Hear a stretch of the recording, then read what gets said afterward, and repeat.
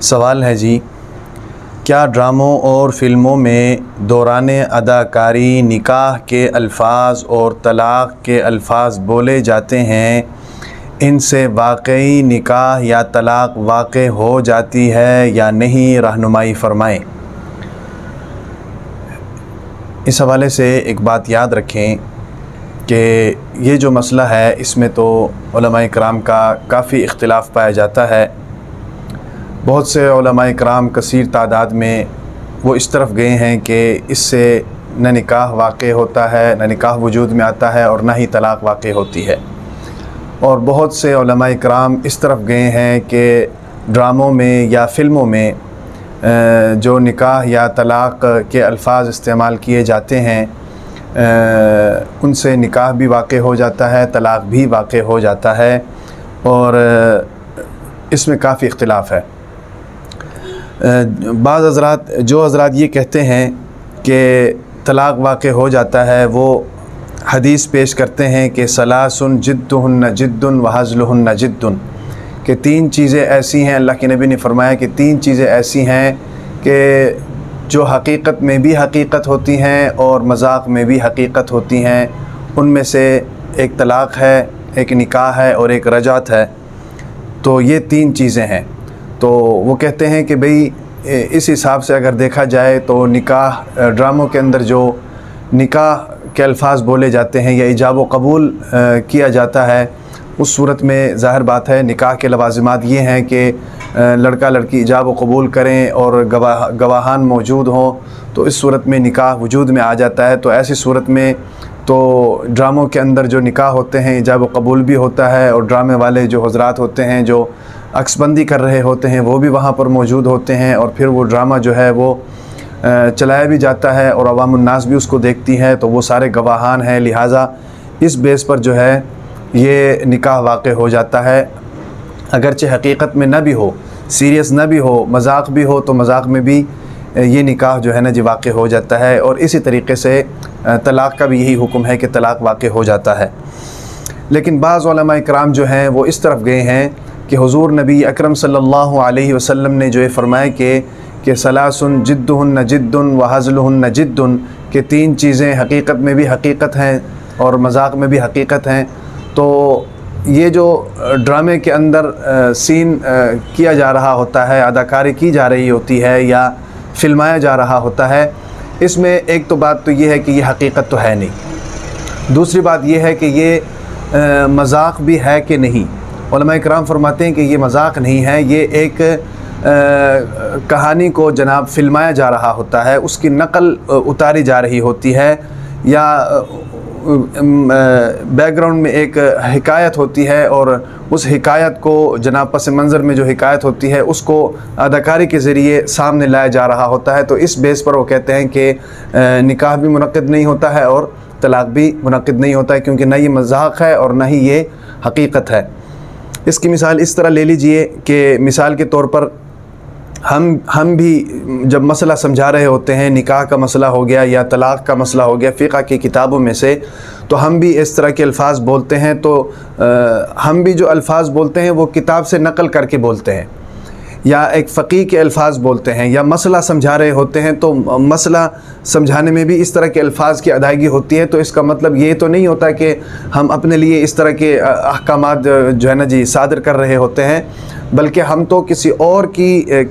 کے الفاظ کو نقل کر کے سائل کو مسئلہ سمجھا رہے ہوتے ہیں، یا کسی عالم کے الفاظ کو نقل کر کے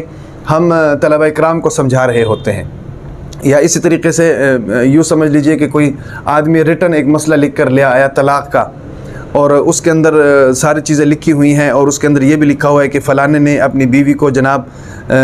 فلانے نے یہ کہا کہ میں اپنی بیوی کو 3 طلاقیں دیتا ہوں۔ تو اب یہ الفاظ نکل تو میری زبان سے رہے ہیں، لیکن اصل میں یہ الفاظ اس کے ہیں، تو اس کے الفاظ میں اپنی زبان سے نکال رہا ہوں، تو اس کا مطلب یہ نہیں ہے کہ خدا نخواستہ میں اپنے لیے یہ حکم صادر کر رہا ہوں۔ تو وہ فرماتے ہیں کہ علماء کرام فرماتے ہیں بالکل ڈراموں میں اسی طریقے سے جو الفاظ بولے جاتے ہیں نکاح کے حوالے سے یا طلاق کے حوالے سے،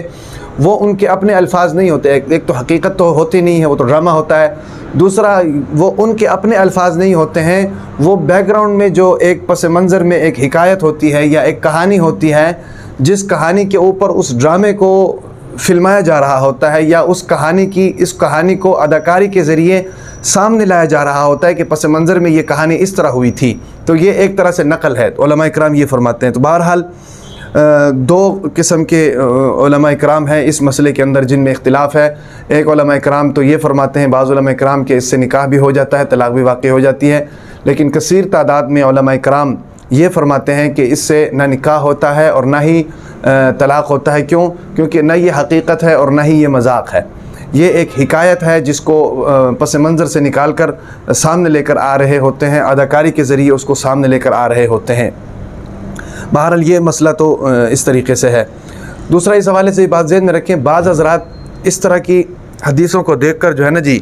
ناسمجھی میں بہت سے الفاظ جو ہے نا جی نکال لیتے ہیں اپنی زبان سے کہ ان علماء کرام نے دین کو مذاق بنا کر رکھ دیا ہوا ہے، یہ کیسے ہو سکتا ہے کہ مذاق میں ایک چیز کی جائے اور وہ جناب حقیقت میں منظر عام پر آ جائے، یہ کیسے ہو سکتا ہے؟ تو یاد رکھیں کہ شریعت نے یہ جو حکم لگایا ہے نا جی،